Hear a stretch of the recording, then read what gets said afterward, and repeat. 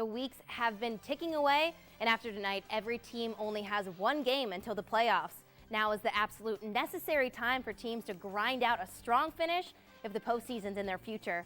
Our reporters were on the sidelines for tonight's best games. With so much on the line, Week 9 was bound to bring out some of the best highlights of the season.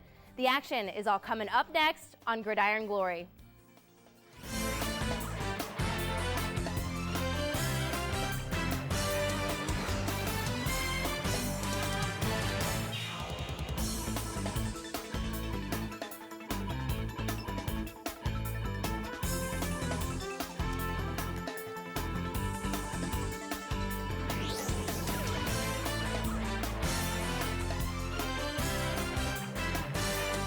Welcome back to Instead of Gridiron Glory. I'm your host, Danny Dean, back under center.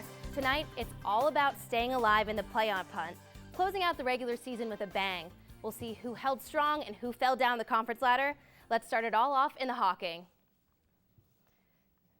Tonight in Belpre, the Golden Eagles welcomed Eastern to their turf for a Hawking showdown. Although both teams are out of the Hawking championship race, they came into tonight's game with the hopes of getting back on the winning side of the scoreboard. And we had our very own Joseph Payton out there tonight to see who would come out with the victory. Danny, these two teams suffered some tough losses last week. Belpre was glad to be back at home tonight after a crushing road loss last week at Shenandoah. And as for Eastern, Trimble beat them 34-0 last Friday, so the Eagles were eager to come out and get one back in the win column tonight. And if you like birds, this is the game for you. It's Eagles versus Eagles tonight in Belpre. So Eastern gets it started on their first drive, 3rd and 6. Jet Facemeyer connects with Sharp Facemeyer for 10 yards and a first down, but he pays for it at the end. Big hit from Dejon Bedgood. Later in the drive, facing another 3rd down. This time they need 11 to move the chains, and Facemeyer scrambles out of the pocket and gets chased out of bounds for a gain of 18 yards on the play. And then on 3rd and goal from the 3, Josh Brewer punches it in across the goal line for 6. They would tack on the extra point, making it 7-0 Eastern with 6.5 minutes left in the first quarter. 2 possessions later, Belpre gets it going on offense. Tajay Reams takes the pitch, gets up the edge, up the sideline to pick up 14 yards on the play. Later in the drive on 3rd and 8, Coach Adams calls on number 7, Ryan Simonetti. He takes off upfield for 9 yards to grab the first down. That's a big-time run there for Belpre. 3 plays later, from the 1-yard line, Isaac Tullius hits the end zone, and we're all tied up, 7-7. Now Belpre on 4th and 10, trying to score with a minute left in the first half. Brandon Simonetti gets swallowed up in the backfield. Wyatt Bristol gets the sack on the play, but have no fear, Belpre fans, because 3 plays later, Jesse Collins says, tip drill. He comes up with the pick 6. 31 seconds left in the first half. That makes it 13-7 Belpre at halftime, and they would hang on to win this game 25-20, Danny. It sounds like it was a great game in Belpre tonight, Joseph. Belpre gets the win, but of course, Eastern can't be happy with the final result. So what happened out there? Danny, it's tough to take a hard-fought loss out there on the gridiron like this, and I know they're feeling down right now, but I really don't think they played a bad game tonight at all. They came out on their first possession and scored, which set the tone of the football game, but tonight just wasn't their night. They usually like to open it up and pass the ball around, but with the rainy weather, their passing game was not as efficient as we have seen it before this season.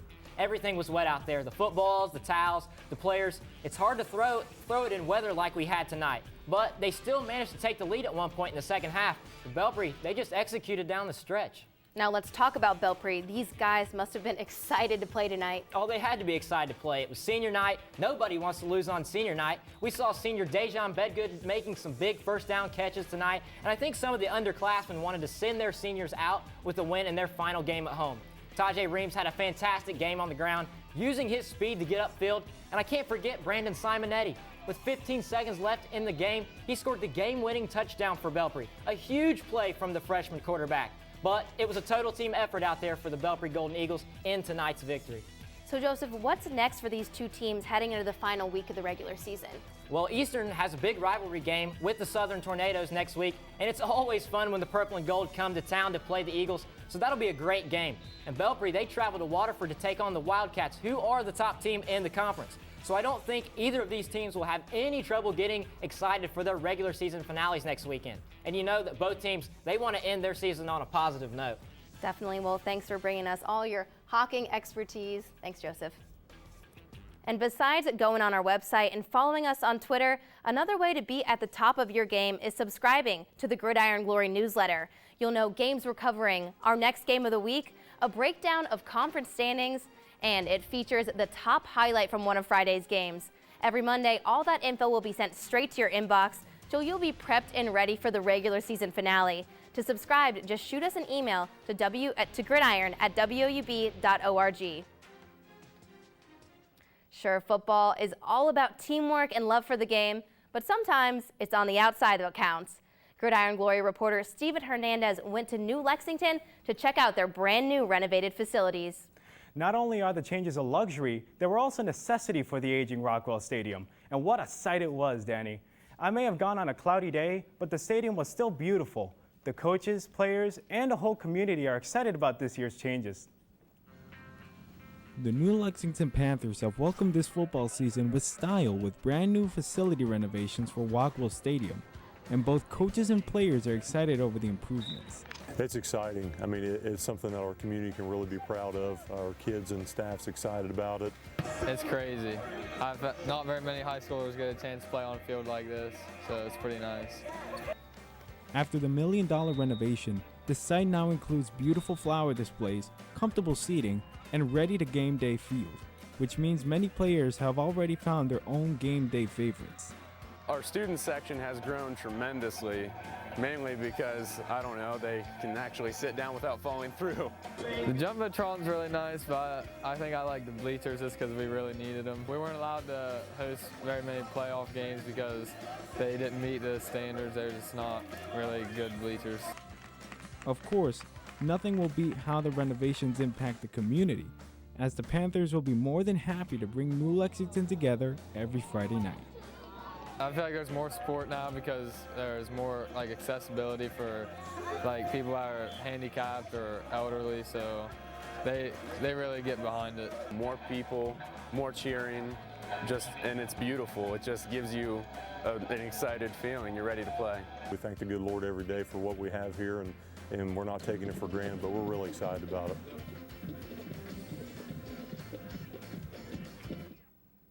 Now, the majority of the funding for the renovations was paid for by the B.J. Paget Foundation, led by New Lexington's defensive coach, Bill Paget. The foundation was dedicated to Coach Paget's late son, B.J., who passed away nearly 2 decades ago. On behalf of myself and the whole Gridiron Glory team, we wish that the Pagets, along with the foundation, can continue to be a positive impact on the New Lexington community. Thanks a lot for the story, Stephen.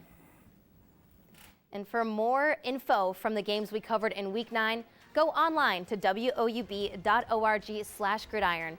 Right now, our website has recaps of the games we covered tonight, and you can also find all the scores from the area. Don't forget to check out the updated Gridiron Glory Player of the Year watch list. The website is also booming with midweek content. All throughout the week, our reporters are cranking out game previews and predictions. Head over to woub.org/gridiron to get prepped for next week.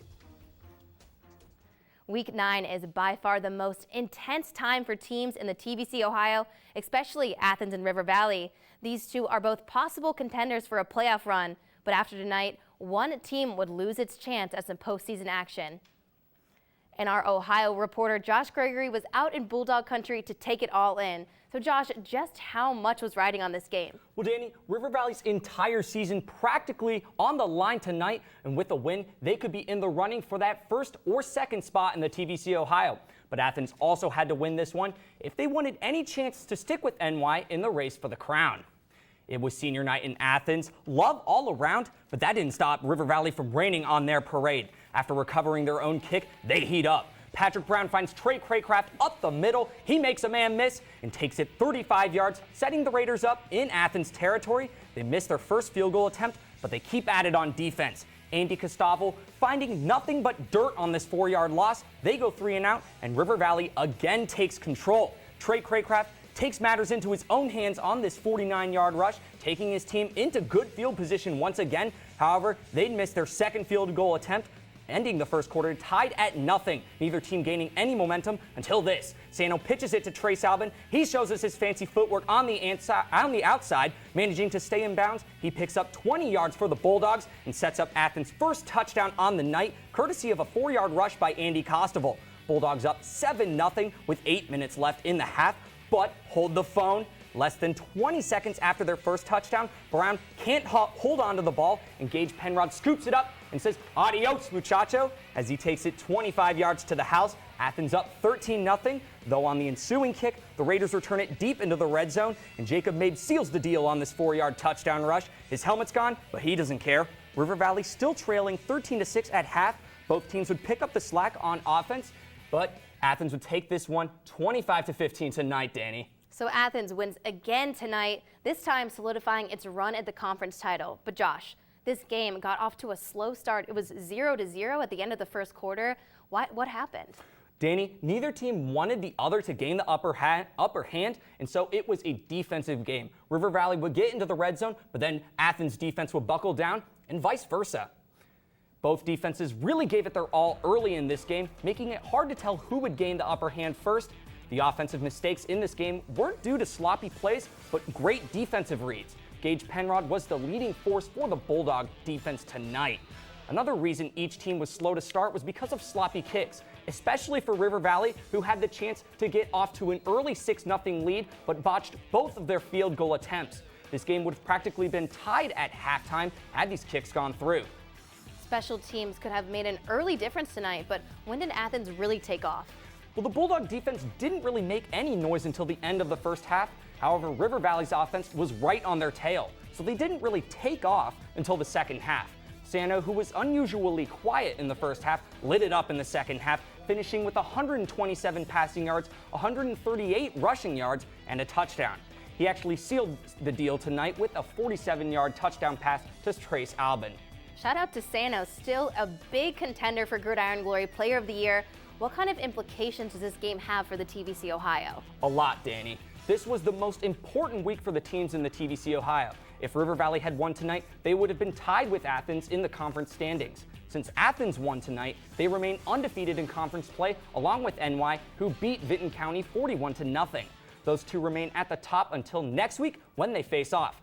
River Valley misses any chance of the #1 spot and any postseason action with this loss. Well, I'm excited to see if Athens will be able to take it all the way. Thanks, Josh. And speaking of the TVC Ohio, another team that didn't get a win was the Alexander Spartans. We got this Snapchat of the final scene out in Gloucester tonight after the Trimble Tomcats dominated 55-13 heading into the final week of the regular season. Trimble sits at the 2nd seed in their region. We'll see if the Tomcats can hold on next week and beat Federal Hawking. After Week 8, we had 22 teams in our coverage with a chance to make the playoffs. Online host Eric Threet II is here to talk about the teams on the bubble who have a reasonable shot to make the playoffs. So Eric, I know you've been going and analyzing all these different teams, and I'm ready for you to break it down for us. I have my board. It's a lot of fun. It's just a lot of work. There's so many teams, and figuring out how the playoff equations work, it's just a lot of work. But we're going to break it down. We're going to talk about the teams who still have a mathematical chance to make the playoffs. We're going to start with Sheridan, Philo, and Amanda Clear Creek. They held playoff spots after Week 8. You have teams like Morgan, Fairfield Union, Maysville, Unioto. They held playoff spots after Week 8. Jackson and Athens needed teams like Chillicothe to lose a game. But Fairfield Union, they won today, and they were ousted from playoff contention. Crooksville, they had a shot, but Sheridan crushed the slim chances the Ceramics had. Zane Trace, Nelsonville York, Waterford, Trimble, Southern, they held playoff spots in this section. Waterford and Nelsonville York, though, they controlled their own destiny. Now let's watch teams disappear. Fairfield Union defeated Liberty Union, helping Zane Trace. The Pioneers now have to beat Westfall to clinch a playoff spot. Nelsonville York, winning in situation. Waterford, they're the first team to clinch a playoff spot in our coverage. Congratulations. And Miller, they're wishing upon a star. Tri-Valley, 8-1, they still need help to get into the top 8. Philo and Amanda Clear Creek, a win away from clinching. And Athens, Bloom, Carroll, and Unioto, they jumped into the playoff picture. So I picked 4 random teams and asked you guys who you thought was the best team. Jackson was talking smack, but nobody had anything to say to them. They asked you guys, who was better than Jackson? I heard crickets, or I read crickets. I was disappointed. Jackson still received the most votes in my poll, so let's talk about the Ironmen. 2 tough games remain, but if they beat a Division II Winton Woods team tomorrow, they'll be on their way to a playoffs. All year we've talked about Bryce Hall, Johnny Farley, hashtag MVP superstar Blake McCoy. The balance of their offense, top 3 in our coverage. Both Blake and Johnny have over 1,000 total yards and combined for 30 touchdowns. Bryce has chipped in 20 of his own. The playoffs would definitely be missing out if Jackson wasn't there. But I'm so excited. We might have double-digit playoff teams this year, Danny. Well, I hope we do, so thanks for making it simple for everybody, Eric, and I know you're just excited for the playoffs as I am. This week, I tweeted out a poll for our game of the week, asking everyone at home if they thought Morgan could pull off the upset over Philo. It came out with a whopping 93% in favor of Philo. We'll get to the highlights later in the show, but first, I have to give a shout out to David Dean. Dean, great last name, by the way. He tweeted me saying the Electrics will shock the Raiders. So I see what you did there, David. Thanks for the tweet. All year long, we've highlighted players in the area, and rightfully so. However, we all know that they aren't the only people that make up the teams that we cheer for every Friday. Senior reporter Sean Neidig gave you our Gridiron Glory Player of the Year watch list. So now let's go back and reveal who our Coach of the Year watch list is. Yeah, you know the saying, Danny. Players play and coaches coach. These teams would not be where they are without the guidance that they get from the guys with the headsets. So let's look at who's done the most impressive jobs this season. Let's start out in the MVL. Here's a name you've heard before, but this is not the same coach. Paul Culver III this time makes my list for Sheridan. The Generals just ended Tri-Valley's 47-game conference win streak last week, and they haven't missed a beat under legendary coach Paul Culver Jr.'s son. I also have to give props to Philo coach Dirk Lincecum. The Electrics are the only unbeaten team in the MVL in the conference, and their offense really is, well, electric. In the TVC Hawking, Eric McCutcheon has completely turned around the Waterford Wildcats. The Wildcats haven't been in the running for a conference title in a long time, but in his first season, McCutcheon has them right on the edge of winning the conference. Southern has also challenged at the top of the standings this year with Kyle Wickline. The Tornadoes have lost 2 games in a row in the past a couple weeks ago, but at one point were ranked as high as number 7 in the state in Division 7. In the TVC Ohio, Rusty Richards has done a great job in his first year as head coach of the Buckeyes.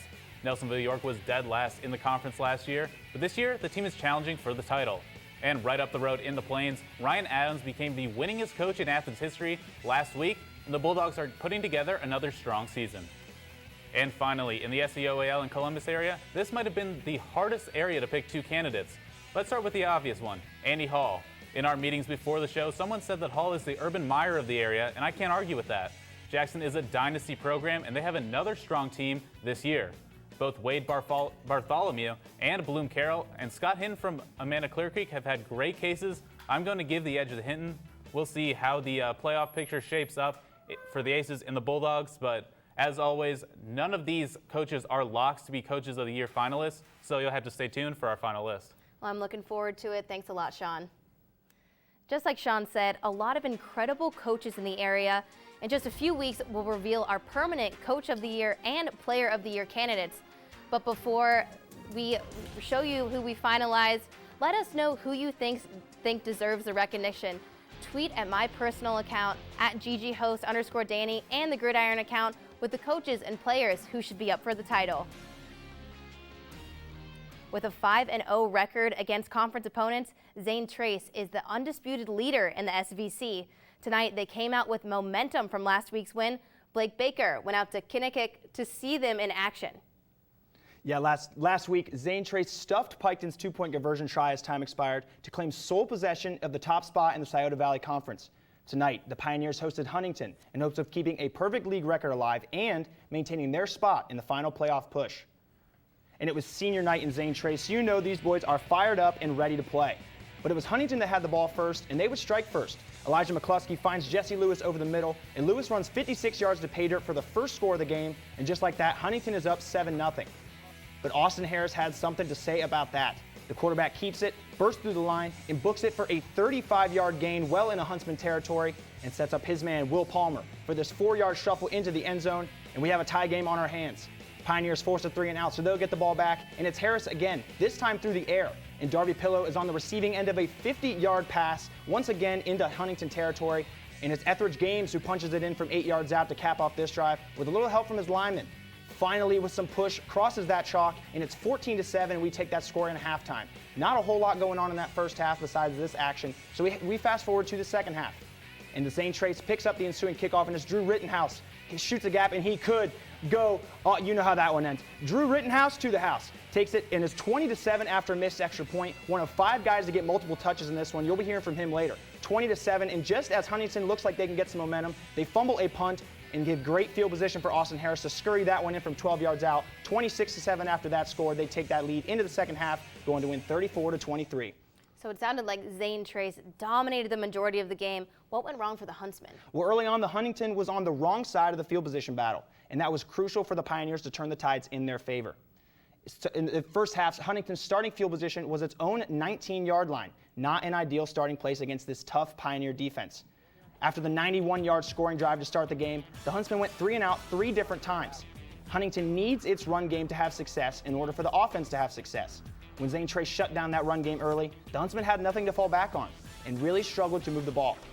Now, they did put together a furious comeback with 2 scores in the fourth quarter, but by then they dug themselves a hole that they couldn't quite climb out of, Danny. So the defense and special teams came up big. Who stepped up on offense? Stop me if you've heard this before, but Austin Harris tore it up again. The Pioneers rely so heavily on this senior quarterback both through the air and on the ground. And with 84 yards rushing tonight, Harris surpassed 1,000 yards rushing on the season. And I think we can agree that this team wouldn't be where it is without the play of their leader. All right, so thanks a lot, and we're excited to see if Zane Trace can take it all the way. Thanks, Blake. And this, well, rain or shine, Mother Nature can't stop Morgan fans and Philo fans from coming out and supporting their squad. And it also didn't stop us from coming out to crown another Fan of the Week.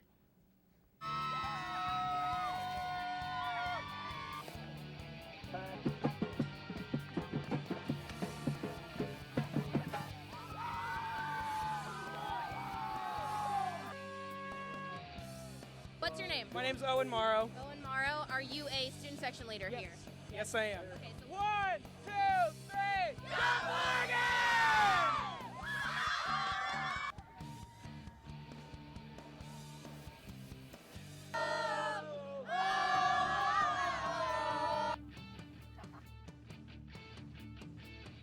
So I'm here with Noah, and we had to give him Fan of the Week. He just dove in a puddle of mud because he said football just makes him that excited. So, Noah, you got anything to say? Yeah, well, football makes me just excited. And you got to follow me on Instagram at Noah Shibby 01. All right, the shameless promo, but congratulations, Noah. You're Fan of the Week. Yeah! 9 whole years have passed since the Morgan Raiders got a win over the Philo Electrics. Tonight, Morgan got the chance to end the losing streak and spoil Philo's perfect record in the MVL. This matchup is make or break for the MVL championships, and that's why it had to be our game of the week.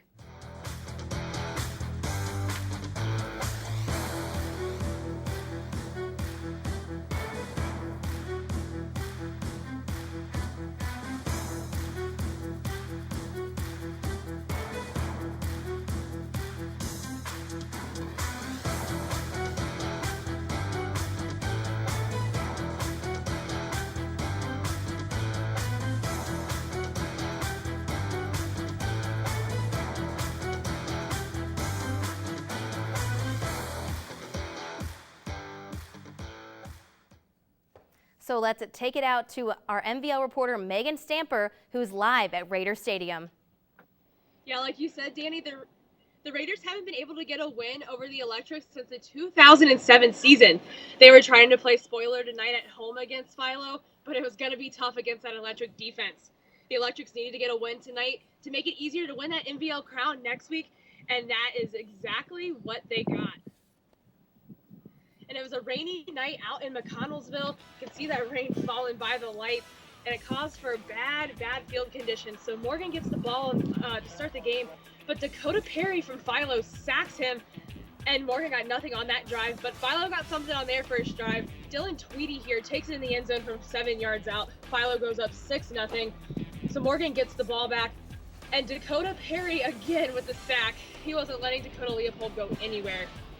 And he can do it on defense, and he can do it on offense too. He has that 28-yard rush here right up the middle to set up this Nate Baker touchdown. He fakes it, but takes it himself.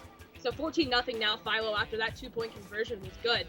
And Morgan trying to get something going for themselves, and they do a little bit. He hooks up with his receiver over the middle here for a nice gain, moves the chains. And again, on that same drive, Leopold is scrambling, trying not to fall down in that messy mud, and he throws it down the right sideline and hooks up again with a different receiver this time to move the chains. But that drive would stall here when he goes through the air again, but instead finds Cole Smith of Philo, that wrong color jersey. He takes it back to midfield and to give Philo that good field position. And Philo went on to win 40-8. You know, the field conditions tonight were not ideal. Morgan had trouble getting it going on offense, but like I said, Philo went on to win 40-8. So that gives them a good chance to win the NVL title next week against Tri-Valley. So it was a messy game, but another dominant performance on both sides of the ball for Philo. Why wasn't Morgan able to get anything going? Well, Morgan didn't help themselves either. Costly false start penalties and other miscued stalled drives when they were getting things going. You know, they were having substitution issues, and the Raiders just weren't sure who was supposed to be going onto the field. They eventually worked out those kinks, but it just wasn't enough against this top Philo defense. But Megan, defense, it's not the only thing that Philo's great at. Yeah, exactly, Danny. This team is a totally balanced attack. When they aren't stuffing opposing offenses, they're running all over defenses. Nate Baker is a huge threat on the ground and through the air. Running back Dylan Tweedy had more yards himself tonight than the entire Morgan offense. This is why next week's game against Tri-Valley is going to be so exciting. If the Electrics can beat the Scotties, they'll win the NVL outright and most likely clinch a playoff berth depending on the other teams in their region. But this could be the first time in 6 years the NVL crown doesn't land in Dresden.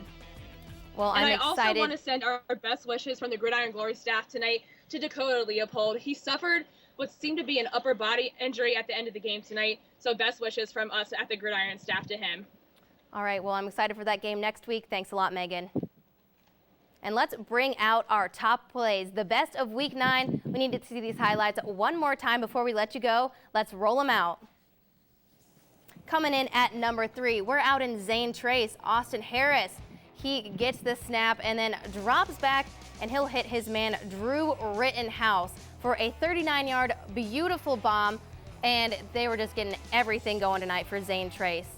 On to play number 2, Eastern. They were trying to get something going on offense, but Jesse Collins, he's right there to snag the interception, and he doesn't stop there. Takes it 42 yards for a pick 6, just dominated on his home turf tonight out in Belpre. And we'll keep going on to number 1, comes out from our game of the week in Morgan High School. Philo's Nate Baker passes it to Colmore, and he almost bobbles it, but then bounces it straight back into his chest as he hits the ground. And that wraps it up for week 9. Be sure to join us next week on WOUB as we cap off the regular season and see who earns the conference crowns. For our game of the week next week, it'll be a battle royale on the TVC Ohio. Athens faces Nelsonville York for the top spot. And we'll also be going out to to Philo to see Tri-Valley take them on for the NVL crown. I'm your host, Danny Dean, reminding you that there's nothing better than Friday nights and Gridiron Glory.